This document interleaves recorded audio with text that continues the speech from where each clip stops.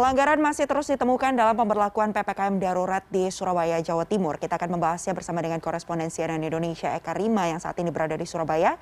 Selamat siang Eka Rima. Eka Rima, bagaimana efektivitas dari penerapan PPKM darurat ini? Apakah dinilai efektif dalam menurunkan mobilitas masyarakat di Surabaya? Jika memang masih ada pelanggaran, apa penyebabnya masih banyak yang melanggar? Ya, Mevrida, sejauh ini memang upaya yang dilakukan oleh pemerintah pusat, khususnya untuk pemerintah Provinsi Jawa Timur untuk menekan mobilitas tersebut masih berada di angka 10-20%. Jika saya merujuk pada pernyataan dari juru bicara COVID-19 Provinsi Jawa Timur, memang ini menjadi salah satu kendala utama karena memang Provinsi Jawa Timur harus menekan setidaknya sampai angka 50%. Sementara saat ini masih banyak sekali masyarakat yang menggunakan jalur-jalur tikus, kemudian juga tetap melakukan mobilitas yang cukup tinggi, kemudian juga masih menggunakan kendaraan-kendaraan pribadi dan umum juga untuk keluar wilayah Jawa Timur. Beberapa titik penyekatan juga mulai ditambah, termasuk salah satunya adalah penutupan ruas jalur tol. Bersama saya sudah ada Dirlantas Polda Jawa Timur untuk memberikan keterangan seperti apa kondisi di lapangan saat ini dan apakah kemungkinan mencapai target 50% itu dapat dicapai dalam PPKM darurat ini.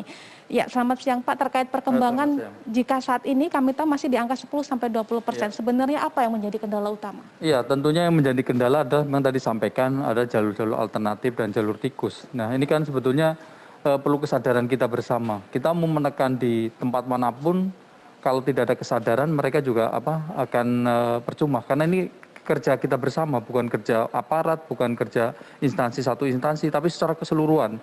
Mungkin kita bisa lihat seperti di tol, seperti jalur protokol, pasti insya Allah bisa kami kendalikan. Nah, jalur-jalur yang kecil inilah aktivitas masyarakat yang memang cukup tinggi. Nah, kita juga memahami kebutuhan masyarakat juga masih tinggi. Ini yang menjadi dari bidang-bidang esensial dan kritikal ini yang harus saling bekerja sama, mana yang boleh buka, mana yang tidak boleh buka. Ini yang menjadi kendala dan akan kita menjadi target kita sampai dengan 50% diharapkan betul-betul bisa untuk menekan itu, mobilitas masyarakat. Saya tahu bahwa beberapa jalur tol juga ditutup. Ini titik mana saja? Ya, kita ada 18 titik tol yang akan kita kelola. Dalam artian exit tol 18 ini ada yang kita tutup, ada yang kita sekat, ada yang kita kendalikan. Dalam artian gini, yang ditutup seperti contoh adalah Malang, daerah Malang Raya itu ada 4 pintu tol. Ada 3 yang kita tutup secara total. Dan 1 akses yang bisa masuk ke Malang yaitu di Singosari. Di Singosari itulah kita akan melakukan penyekatan. Penyekatan ini tentunya yang berlaku sesuai instruksi Menteri Dalam Negeri. Siapa yang boleh melewati adalah bidang esensial dan kritikal saja. Kalau itu ya akan kita kembalikan. Ini akan kita lakukan. Begitu juga seperti di Jombang. Jombang ada 2 pintu masuk, terutama di Bandar. Kalau Bandar kita lakukan penyekatan karena dia akan menuju Blitar, menuju Kediri. Nah, itu akan melakukan penyekatan. Salah satu yang menuju kota Jombang, kita lakukan penutupan. Jadi, 1 exit tol yang kita tutup. Begitu juga di Madiun, Madiun ada 2, dua-duanya kita lakukan penyekatan. Di situ ada Caruban sama di Madiun. Nah, ini langkah-langkah utamanya untuk betul-betul memberikan edukasi pada masyarakat, memberikan sinyal pada masyarakat bahwa memang kita pada saat ini tidak boleh beraktivitas kalau memang tidak berkepentingan.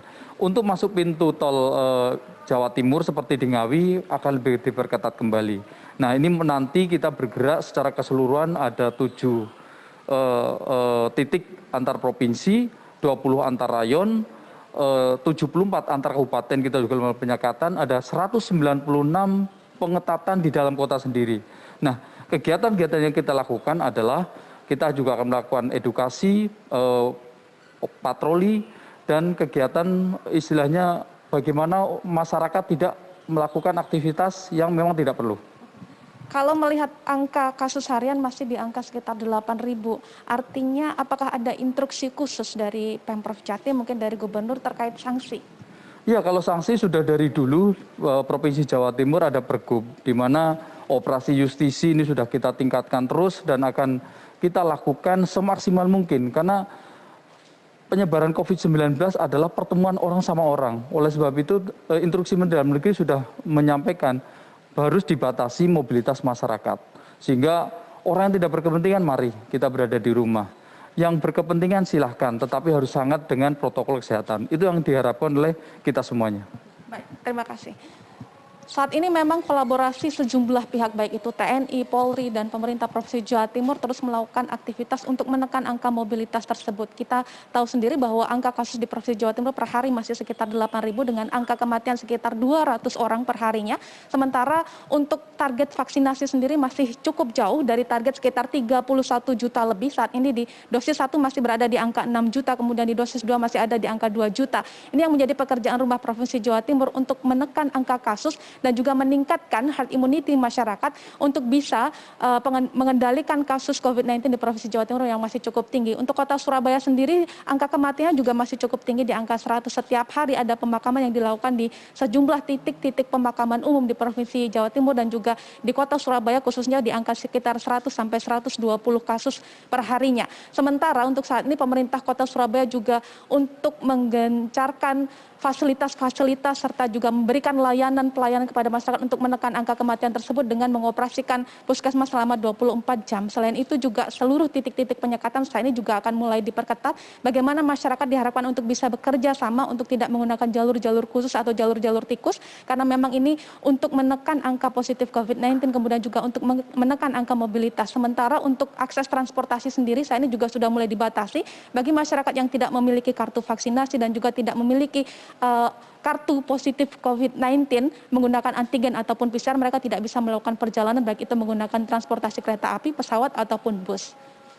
Meda. Baik, terima kasih banyak atas laporan Anda Eka Rima. Mungkin kalau boleh saya sampaikan tadi sedikit koreksi adalah bagaimana kemudian mereka yang akan melakukan perjalanan harus menunjukkan surat negatif ya Eka Rima COVID-19 berupa PCR ataupun swab selain juga menunjukkan kartu vaksinasi. Terima kasih banyak atas laporan Anda dan juga tadi sudah dielaborasi pula bersama dengan Dirlantas Polda Jawa Timur Kombes Pol Latif Usman, dan yang harus kita tekankan adalah penyekatan ini dilakukan untuk bersama-sama mengurangi mobilisasi karena kita sama-sama tahu bahwa virusnya ini ikut bergerak bersama dengan mobilitas penduduk yang ada. Terima kasih banyak atas laporan Anda yang sangat komprehensif. Eka Rima, selamat kembali melanjutkan tugas.